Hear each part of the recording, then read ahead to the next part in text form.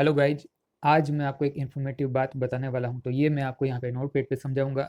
तो वीडियो बहुत इंटरेस्टिंग होने वाला है, तो आप इसको पूरा देखिएगा ताकि आपको कुछ नॉलेज मिल सके। तो मैं आजकल रिसर्च कर रहा हूँ इस टॉपिक पे, कोल्ड कॉलिंग पे। ठीक है, तो ब्रश ले लेते हैं। कोल्ड कॉलिंग, कोल्ड कॉलिंग का मायाजाल, ये मैंने टाइटल दिया है। तो ये काम अगर आप करना चाहते हैं तो कैसे आप कर सकते हैं ये समझ लेते हैं। सबसे पहले आपको घर का एक शांत कोना ढूंढ लेना चाहिए। मान लीजिए पड़ोसी ये आवाज़ कर रहे हैं, या फिर घर में कड़छी या फिर कुछ चमचा वगैरह गिर रहे हैं, या फिर बाथरूम से पानी का आवाज़ आ रहा है, तो ये सारी चीज़ें ना हो, इसलिए आपको एक ऐसा घर का शांत रूम या कोना ढूंढ लेना चाहिए जहाँ पे एक्स्ट्रा आपको आवाज़ ना हो। ठीक है। इसके बाद में कोई एक सस्ता सा नंबर ले लो। मान लो कि आप इंडिया से हो और आपको मेट्रो सिटी इंडिया में नहीं और यूएसए अमेरिका के क्लाइंट है, उनको टारगेट करना है, तो आपको क्या चाहिए होगा? +1 वाला यूएसए का नंबर चाहिए होगा। हमारा इंडिया का नंबर क्या होता है? 91 वाला होता है। अमेरिका का +1 वाला नंबर है, वो कहाँ से मिलेगा ये भी मैं आपको बता दूंगा ताकि आपको आसानी रहे। इसके बाद में आपको चाहिए होगा टीटी, यानी कि टॉक टाइम चाहिए होगा। टॉक टाइम चाहिए होगा ताकि आप अमेरिका के क्लाइंट को अपने नंबर से कॉल कर सकें। ठीक है। एक होता है नंबर लेना, इसका चार्ज शायद $1 या $2 होगा। ठीक है। इतने में आपको नंबर मिल जाता है। इसके बाद आपको जो रिचार्ज पड़ेगा वो सस्ते में आई थिंक 300 या 500 तक आपको बेसिक 700-800 सेकंड का या फिर 500 सेकंड का छोटा सा रिचार्ज मिल जाएगा, जिससे आप ये काम है वो स्टार्ट कर सकते हैं। फिर आपको मान लीजिए क्लाइंट मिलने लगते हैं, यानी कि सर्विस लेने के लिए क्लाइंट एग्री हो जाते हैं, तो आप आगे और बड़ा पैक है वो ले सकते हैं। अब बात करेंगे गूगल मैप्स को खोदना शुरू करो, यानी कि आपको लीड चाहिए होगी, LEAD। अब आप मान लीजिए कोई सर्विस दे रहे हैं, तो आपको कॉन्टैक्ट कस्टमर भी तो चाहिए होंगे, तो उसके कॉन्टैक्ट आपको गूगल मैप्स से मिलेंगे। वहाँ पे आपको ढेर सारे कस्टमर्स हैं, उनके वेबसाइट मिल जाएंगे, ईमेल एड्रेस मिल जाएंगे, नंबर मिल जाएंगे, नाम मिल जाएंगे, बिजनेस क्या करते हैं, ये सारी चीज़ें मिल जाएंगी। तो इसके लिए आपको सिंपली गूगल मैप्स पर जाकर, मान लीजिए कोई भी अमेरिका का एक टेक्सास शहर पकड़ लीजिए, या फिर और कोई मिशिगन हो गया, ये वो जो भी आपको एक स्टेट या शहर जो भी मालूम है, उसका नाम सर्च करना है। फिर उस सर्विस, प्लम्बिंग सर्विस हो गई या फिर कोई सॉफ्टवेयर रिलेटेड या जो भी कोई सर्विस होते हैं, उनका नाम डालना है, तो आप उसी कैटेगरी के जो भी कॉन्टैक्ट है वो आपको मिलने लगेंगे। तो इन सब में आपको क्या करना है, रैंडम काम नहीं करना है। आपको पांचवा पॉइंट बता रहा हूँ, कोई एक नीश पकड़ लो। नीश बोले तो एक सब्जेक्ट पकड़ लो कि किस टाइप के कस्टमर है, उनको टारगेट करना है। ठीक है। तो आपको टारगेट मान लीजिए प्लम्बिंग प्लम्बिंग का काम करते हैं, उनको पकड़ना है। तो प्लम्बिंग करने वाले यूएसए के जो लोग हैं, उनको आप क्या सर्विस दे सकते हो? आपको देखना चाहिए गूगल मैप्स पर कि क्या उनकी वेबसाइट बनी हुई है। वेबसाइट बनी हुई है तो ठीक से वहाँ पे डिटेलिंग की हुई है, या फिर उनका गूगल का प्रोफाइल है, गूगल का प्रोफाइल में उन्होंने अच्छे से एसईओ कर रखा है, इमेजेस डाल रखे हैं। अगर उनको रिव्यूज़ वगैरह आ रहे हैं तो उनके वो रिप्लेस दे रहे हैं।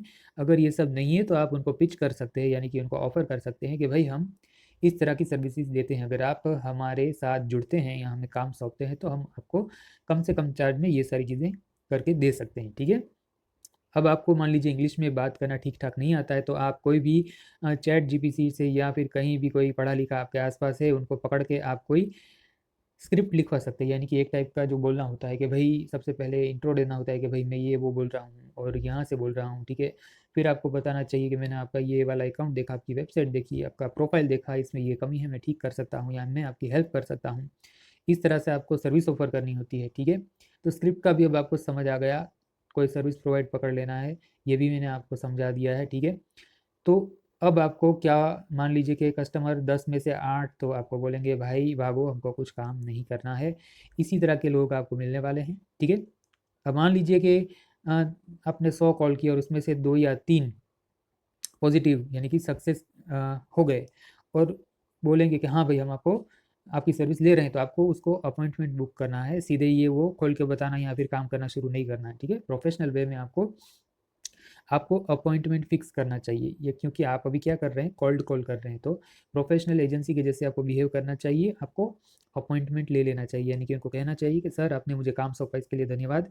अब मैं आपको कल या परसों में पूरी डिटेल है वो जूम मीटिंग के जरिए, या फिर कोई भी ऐसा वीडियो कॉल हो गया, या फिर कोई स्क्रीन शेयर, जैसे मैं आपके साथ ये स्क्रीन शेयर कर रहा हूँ, इस तरह से आपको उनके साथ स्क्रीन शेयर करके जो भी आप सर्विस देने वाले हैं वो चीज़ आपको उसको समझा देनी है, ताकि क्लियरेंस रहे। और आप क्या चार्ज करने वाले हैं वो चार्ज भी आपको मार्केट में स्टडी करके देख लेना है। अगर मार्केट में $100 चल रहा है उस सर्विस का, तो आपको 50 लेने चाहिए, 70 चल रहे तो 40 लेने चाहिए। इन शॉर्ट कस्टमर को पहले आपका सर्विस है वो क्वालिटी और मुकाबले में, दूसरों के मुकाबले में सस्ता लगना चाहिए, तभी वो आपको आपके साथ काम करेगा। ठीक है, इसके बाद में क्लोज करो, क्लोज करो यानी कि पैसा कमाओ। चलो ये तो एंड पॉइंट हो गया।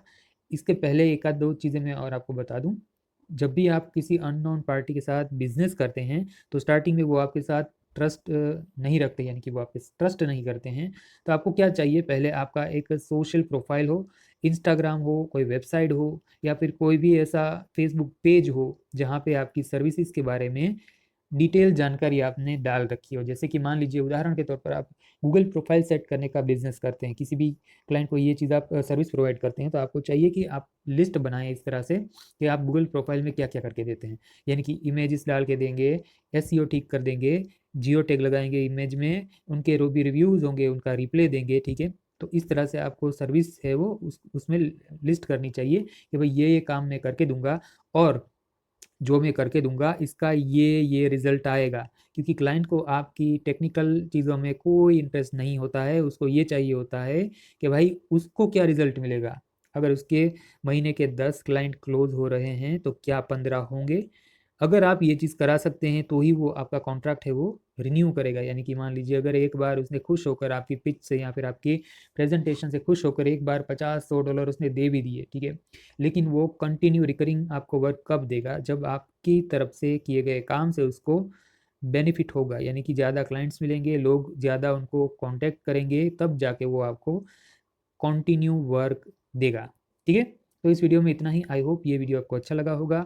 अगर आपको कोल्ड कॉल के बारे में कुछ भी वैल्यूएबल जानकारी यहाँ पे मेरी तरफ से मिली है तो आप मेरे पेज को, प्रोफाइल को लाइक कीजिए, सब्सक्राइब कीजिए। वीडियो को पूरा देखने के लिए थैंक यू।